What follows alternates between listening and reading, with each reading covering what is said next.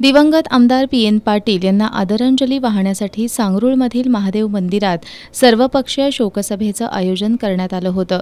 या सभेत बोलताना आमदार प्राध्यापक जयंत आसगावकर यांनी आमदार पी.एन. पाटील यांच्यासारखं अजातशत्रू व्यक्तिमत्व अकाली जाणं सर्वांना चटका लावणारं असल्याचं सांगितलं।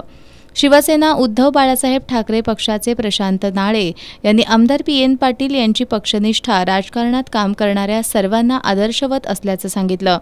श्रीपतराव दादा बँकेचे संचालक कृष्णा चाबूक यांनी राहुल पाटील यांना आमदार करणं ही पी.एन. पाटील यांना खरी श्रद्धांजली ठरेल असं सांगितलं। सर्वच वक्त्यांनी आमदार पी.एन. पाटील यांची काँग्रेस पक्ष आणि पक्ष नेतृत्वावरील निष्ठेचा उल्लेख करत सांगरूळमधील अनेक कार्यकर्त्यांना राजकारण आणि सहकार क्षेत्रात विविध पदांवर काम करण्याची संधी देणारा आधारवड हरपल्याची भावना व्यक्त केली।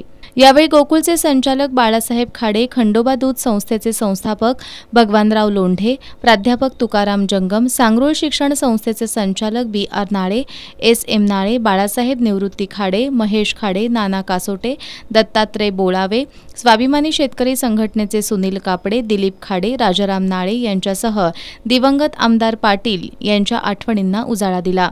यावेळी सांगरूळचे उपसरपंच गजानन शिवदे, अरुण खाडे, सुभाष सुतार यांच्यासह ग्रामपंचायत सदस्य, सांगरूळ शिक्षण संस्थेचे सदस्य, गावातील सहकारी संस्था, तरुण मंडळांसह सामाजिक संस्थांचे पदाधिकारी, सदस्य आणि कार्यकर्ते उपस्थित होते।